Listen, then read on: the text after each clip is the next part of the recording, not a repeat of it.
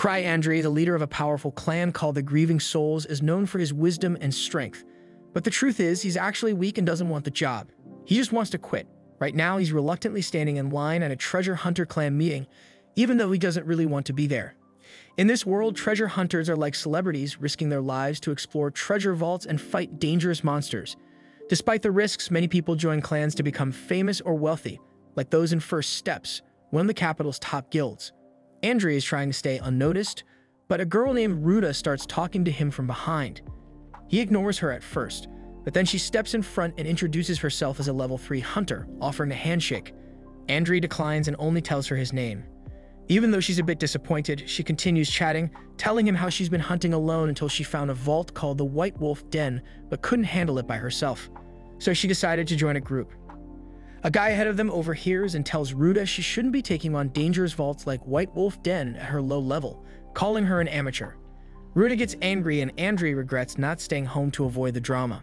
Ruta pulls out her knives, ready to fight, but a guard steps in, reminding her this isn't a place for fighting and she could be banned from the meeting. Ruta quickly puts her knives away and apologizes, while Andri pretends he's not involved. Later, they enter the meeting together since Ruta doesn't know anyone else. She feels overwhelmed seeing all the strong and experienced hunters around her, having never been in a place like that before. Ruta asked Andri if he had been to the recruitment meeting before, and he told her it was his 5th time. In the world of hunters, talent is everything, and even nobody can rise in the ranks with enough skill. Ruta noticed a lively group of hunters in flashy outfits on the other side of the room and asked Andri about them. He explained that they were Arc Brave, the strongest group recruiting today. They once cleared a level 7 vault with just 6 members, which earned them a lot of respect.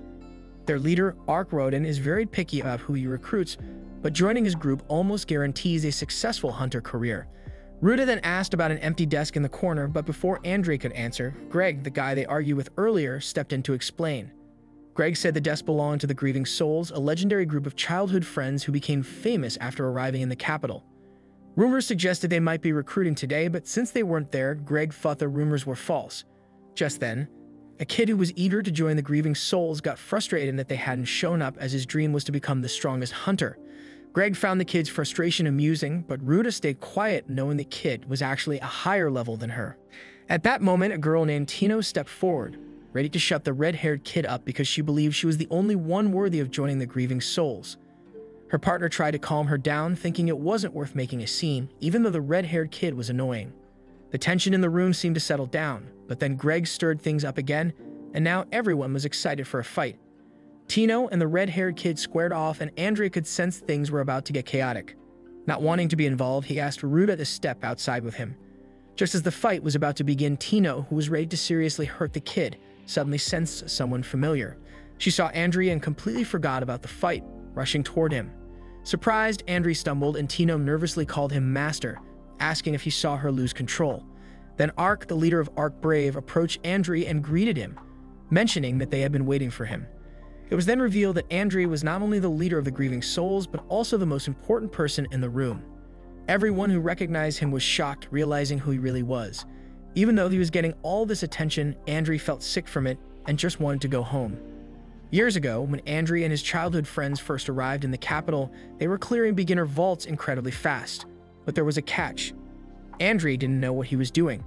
He was once saved from a monster, and his teammates thought he was using himself as bait on purpose, so he played along even though he almost got eaten. They all shared a dream of becoming top-tier hunters, but Andri knew he was just average. He worried he would hold the group back, so he tried to quit, but somehow, instead of leaving, he ended up being made the leader of the group. Now, even though Andri just wants to retire, he's stuck leading his talented friends. Ruta and Greg were both shocked to learn that Andri had been the clan master all along. As Andri tried to relax in his chair, Arc approached him again and asked if he arrived late just to blend in with the crowd. Andri insists he simply overslept, but Arc doesn't believe him. No matter how much Andri tries to explain, people always see him as more impressive than he actually is. Tino, unhappy with how close Arc seems to be to Andri, wants Arc kicked out of the clan, but Andri refuses. Tino is a level 4 hunter and an apprentice to Liz, one of Andri's childhood friends, so she spends a lot of time around him. Arc then asks Andri if he sees any good candidates for recruitment. However, there isn't a big need for new members since Arc rarely recruits.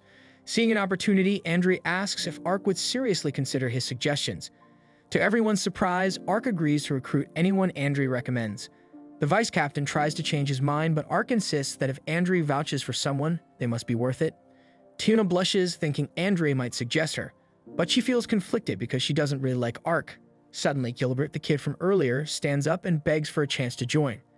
Andri tells him he'll recommend him under one condition, that Gilbert proves he can always win as a hunter.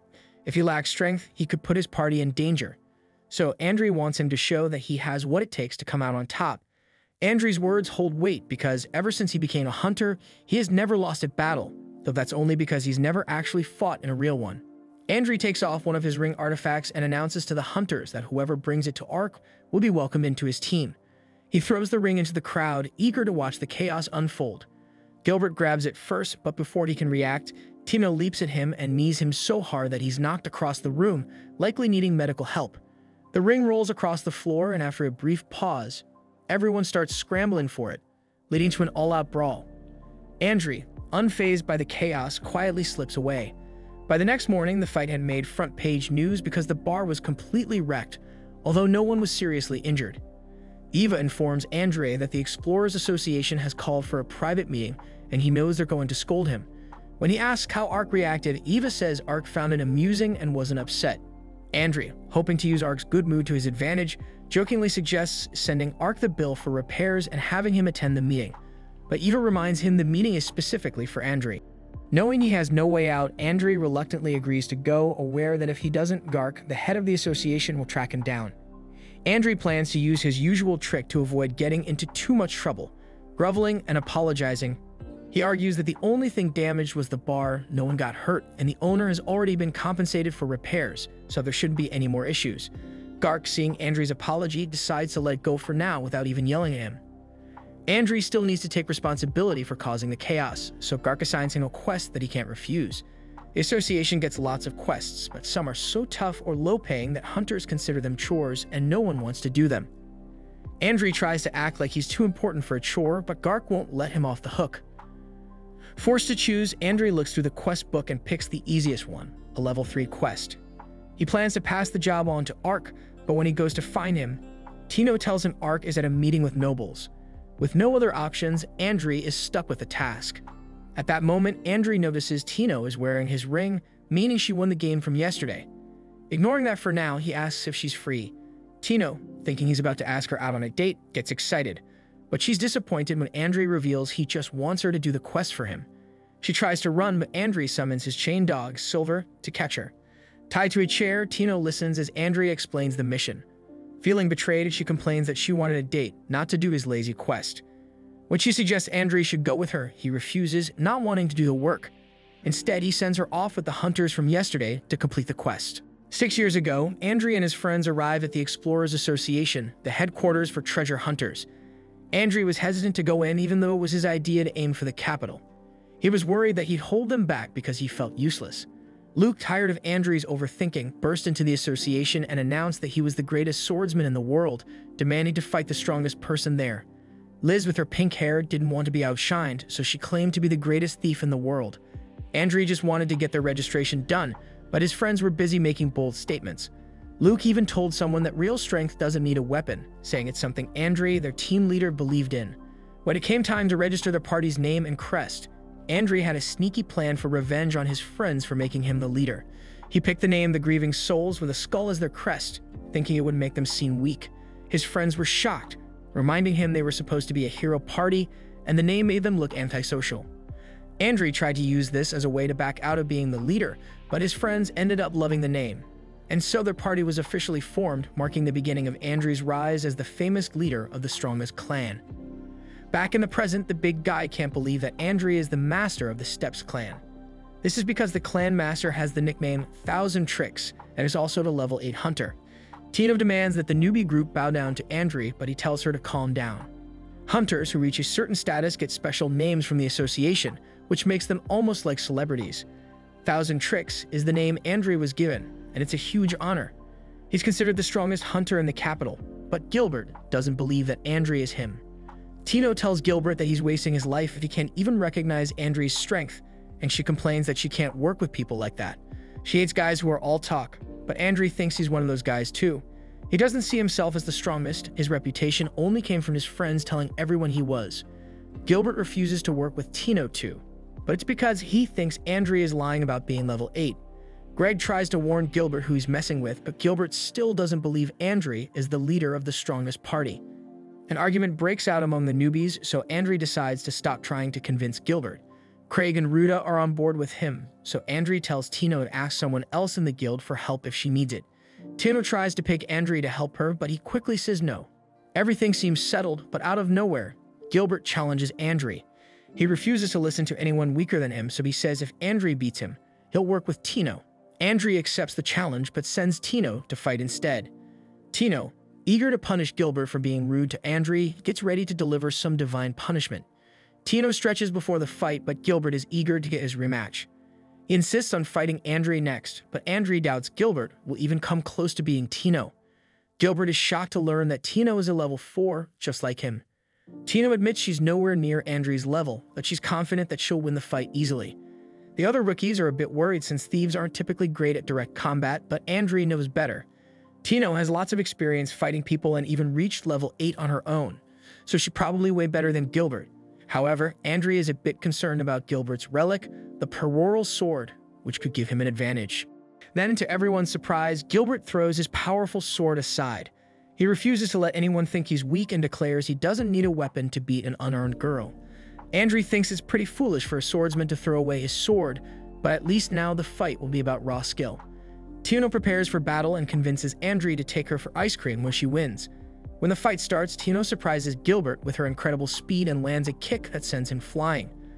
Gilbert isn't ready to give up, but Tino quickly puts him in a lock, reminding him that she was holding back the entire time.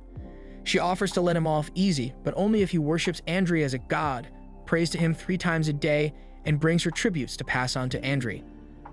Furious at being humiliated, Gilbert tries to fight back, but Tino instantly shuts him down. Tino gives credit to Andrea for helping her become so strong, but Andrea doesn't think he really did anything. Everyone else is shocked by how powerful the Steps clan is, while Gilbert is left feeling defeated. Tino teases Gilbert, telling him to use his sword if he wants to keep fighting, but Gilbert refuses. She mocks his pride, pointing out that it's worthless if it gets him killed. Gilbert realizes she's right. He would have been finished if this had been a real fight. Gilbert is surprised when Andrea correctly guesses that he left his party because he was too strong for them. Andrea mentions that something similar happened with his own party, but in his case, his friends didn't abandon him. Unfortunately, Gilbert misinterprets this. He becomes shocked, thinking that Andrea, as part of the Grieving Souls, is holding back out of kindness to his teammates, even though he's much stronger than them. Andrea further surprises Gilbert when he touches Gilbert's sword and activates its power. Andrea quickly figures out that the sword causes elemental damage and extends the attack range. Gilbert is in disbelief because he has never seen anyone handle a purgatorial sword so effortlessly. To top it off, Andrea creates a flame that even Gilbert himself has never been able to summon, all without even touching the sword's hilt. Gilbert's frustration grows as his ego is shattered and he calls Andrea a monster. We then learn that mana material is believed to be the core substance of the world, and treasure vaults are created when mana material condenses, forming alternate worlds based on memories extracted from the world's core. The White Wolf's Den is one of the treasure vaults, and it's the one Tino is heading to. It used to be home to Silver Moon wolves, but they were wiped out due to excessive hunting for their fur. The vault eventually appeared with a blood-soaked wolf phantom inside. Andrea is relieved he didn't have to go himself, but he's confident that Tino and her group will be fine since it's only a level 3 vault and they have 4 people in her party.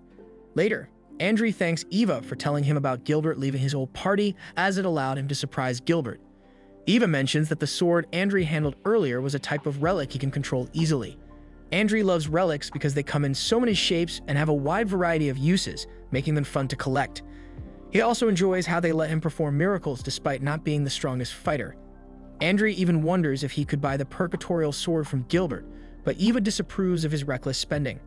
She thinks he already has enough relics, but Andrea argues that each relic is unique with its own personality and abilities, even if they look similar. While getting his relics charged, Andrea hears a rumor about a phantom appearing on a nearby road. It destroyed an entire caravan and 3 level 3 guards, meaning it's pretty strong. As a result, the Knights of the Third Order are putting together an extermination party to deal with the threat. Andrea is shocked to hear that trouble is happening near the White Wolf's den, and that the vault is now full of wolves. He convinces himself it's just a rumor, and even if it's true, Tino was strong enough to handle it. But the rumor keeps spreading, saying the monsters inside the wolf's den are getting stronger, and the association is even considering raising its danger level. Andre brushes it off again until he hears that a level 5 party has gone missing in the area. This shocks him, so he checks the fact sheet for the task he assigned Tino. It confirms that the party needing rescue is level 5, and Andre regrets not reading the details earlier. The people Andre is talking to are shocked that he sent Tino, who is level 4, to a vault where level 5s have disappeared. But Andre tries to reassure them, saying it will be good practice for her. He also mentions that he sent 3 adventurers with her, but they're horrified to learn that it was just a makeshift group. They used to think the scary rumors about Andre's dangerous tests for his members weren't true, but now they realize that's what made the Grievers the top party. Andre starts to worry that he may have sent Tino and the others to their doom, but he convinces himself again that they'll be fine. Gilbert is strong and has a powerful relic, but then Andre remembers that the sword's power was already used up. He wonders if Gilbert had a chance to recharge it before they left. Meanwhile, we see the group approaching the White Wolf's den. They can feel how dangerous the mission is, and Tino even mentions that she wrote her will before leaving. Ruta suspects that Andre knew something was wrong with the den, which is why he sent them there. Tino believes that their party was put together randomly, but she's certain that Andre planned every little detail. The others don't believe her since they only met the day before and Gilbert only joined at the last minute. But then Gilbert remembers how Andre knew why he left his old party, and he realizes that Andre had been manipulating the situation from the start. Tino adds to Andre's reputation by explaining that he has extensive knowledge of all the adventurers in the capital, and it's easy for him to predict their actions and thoughts. Ruta finds it hard to believe, but Greg reminds him that Andre even predicted what would happen during the interview. Every single thing that's happened so far was planned. Tino reassures the group that they don't need to worry because whatever happens, Andre has it all figured out. She's confident he would never send them on a mission they couldn't handle. Unfortunately, they're way off. Andre actually did send them on an impossible mission. He's hoping the group will eventually give up when the task gets too tough, but he knows that Tino won't quit easily. Since no one will respond to a backup call at this time, Andre realizes he'll have to go himself. Meanwhile, the group is terrified when they come across a powerful phantom. It's not just any wolf, this one is wearing armor and even carrying a sword. Tino believes that this is just another one of Andre's legendary tests for her, but in reality, Andre is scrambling to find relics to stop the group from heading to the vault. He tries to gather as many relics as he can, but then a safe catches his eye. Eva notices him and asks what he's up to, so Andre casually tells her he's just going for a little stroll. Eva can tell he's worried about the group, but she's shocked when she sees he's even taking something called sea tree slime. Andre denies having the item because it would be illegal under Imperial law. However, Andre is stressed because all his offensive relics are out of mana, so he feels like he has no choice but to take the sea tree slime as a last resort. Eva wonders if he should take someone with him, but Andre's traveling relic only works for one person. Andre activates the relic and flies off into the sky. Eva is concerned because the relic he's using is the one from the infamous human missile incident called the Night Hiker. It's incredibly dangerous, with no safety features, no brakes, and no way to steer or hover. Basically, it's a defective relic. A week after the Grieving Souls came together as a team, an incident occurred with the Redhead's special weapon, the Divine Testament Blade. He had valued this weapon greatly and saw it as his prized possession. When it broke during a recent fight, he was stunned and taken aback, not expecting this to happen. The rest of the group, however, reminded him that it was essentially just a wooden sword. Against a strong opponent like the Cyclops they had just battled, it didn't really stand a chance. Accepting their reasoning, he had to come to terms with his disappointment.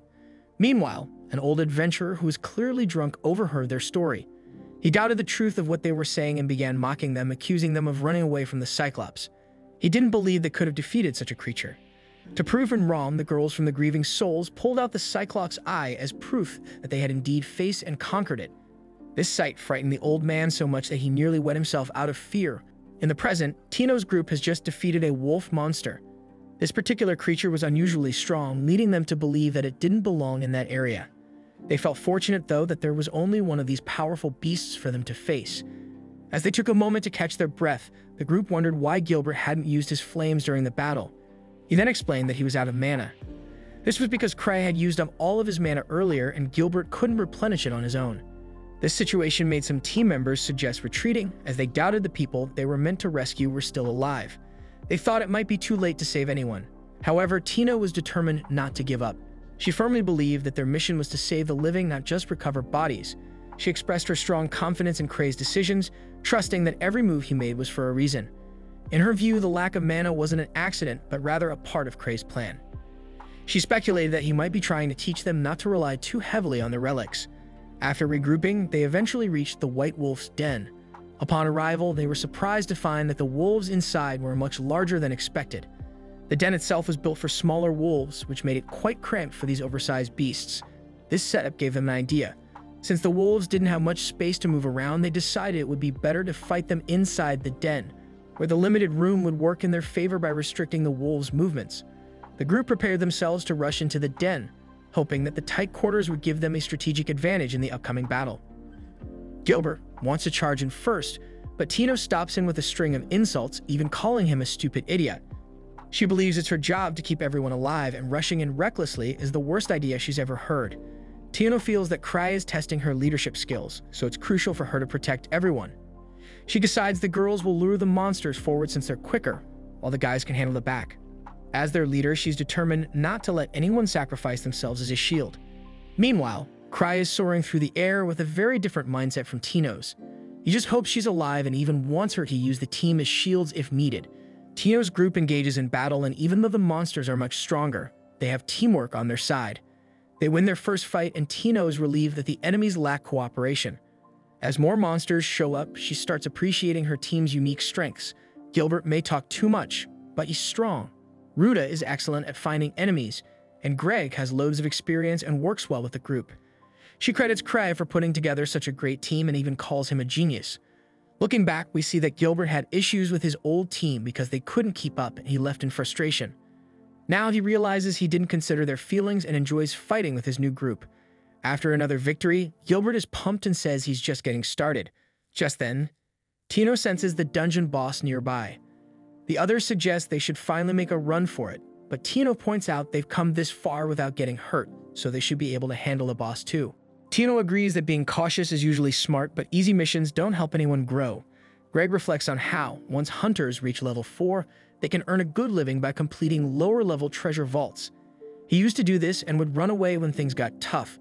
He's seen many friends die in battle, which has made him fearful. Tino realizes he likely joined First Steps to change this about himself, and she believes that's why Crei put him on this team. She thinks Crei carefully chose the team to save these so-called losers, and that he always has a good reason for everything. Ruta now believes in Crei's plan and wants to know why he picked her. Tino jokes that he probably chose her for her large plot points. Up in the sky, Crei worries that he's too late to stop Tino from entering the vault. He panics because his flying relic is wildly out of control, and he curses whoever made it. It's so chaotic that it sends him crashing straight into the vault. Inside, Tino's group is terrified when they encounter the boss. It's way too big. She notices the boss isn't wearing a helmet and figures that's its weak spot.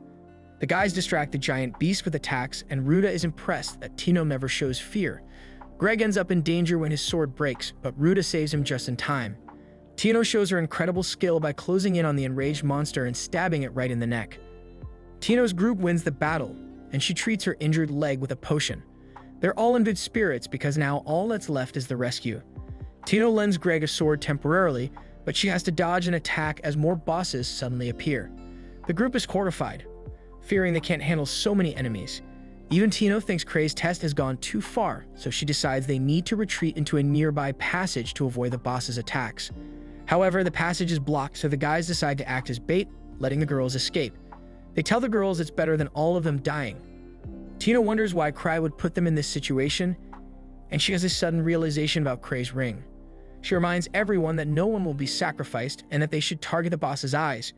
She directs the team to distract one of the beasts, and Ruta manages to make it close its eye. Tino remembers when Crei showed her how to use a relic she won from him, so she uses it to blind the boss. The others send Gilbert to finish it off, but he's hit by the monster and apologizes for failing. Tino blames herself for not leading well enough and feels they're doomed as the 4 bosses close in. Just then, out of nowhere, Crei crashes into the vault, surprising everyone. He greets Tino, and Greg notices the monsters seem frightened of him. The monsters attack Crei, but his shield protects him, leaving the creatures stunned.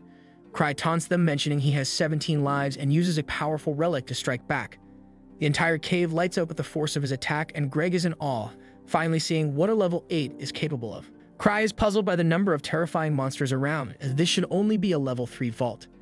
The group is shocked when the boss monster survives Kray's attack, but he expected this since his shooting rings aren't that powerful. The team panics as the other bosses close in on Kray, armed with swords and guns, but Kray remains calm. He's prepared with 17 safety rings and decides it's time to use his secret weapon. The monsters freeze in fear when Kray removes his necklace and drinks from a vial, creating a smokescreen. He yells for the others to run, but they move slowly, and Gilbert worries they'll get caught. Ruta reminds him that Tino is injured, which is why Kray appears to be lagging behind. In reality, Kray is just a slow runner. Tino, however, believes he's staying back to protect her and recalls the first time they met when the Grieving Souls saved her from some thugs. That was when Tino first admired Kray and wanted to join his group. The team thanks Kray for saving them and credits Tino for keeping them alive this long. Kray praises Tino for doing a great job, but her injuries are causing her pain. Kray realizes she wants him to heal her, so he uses a relic and Tino immediately feels better. Gilbert is amazed to see Kray healing with a relic, while Kray thinks to himself that he needs relics for everything. Though Kray couldn't defeat the bosses, they now have another issue. They're lost inside the vault with no idea where the exit is, and Kray has no plan for getting them out. That marks the end of today's anime recap. If you enjoyed the video and want more of it, please support the channel by leaving a like and subscribe. Let's help us reach a current goal of 10K subscribers.